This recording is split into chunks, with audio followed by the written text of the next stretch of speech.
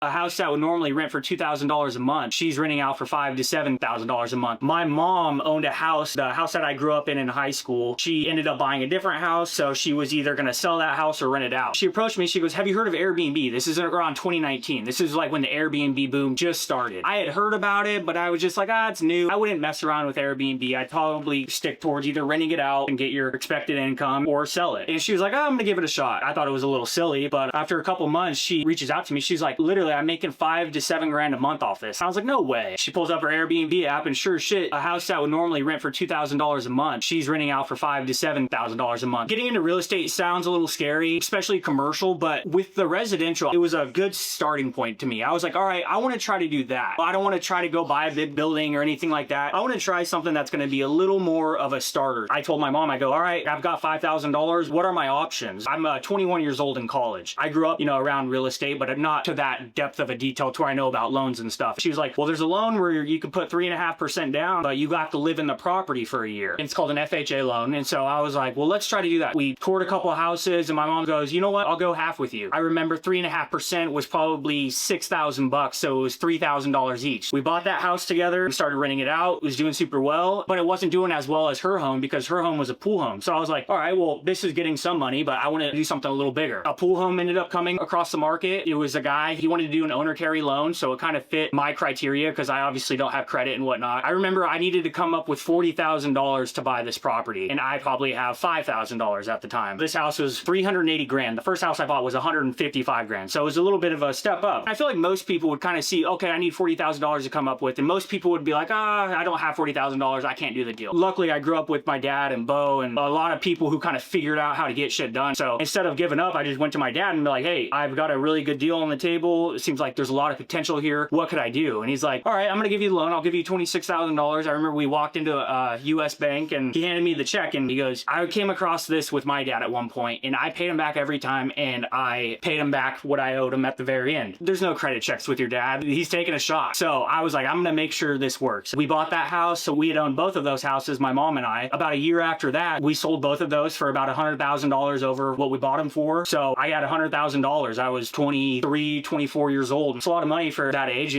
So I was like, I want to buy my own house.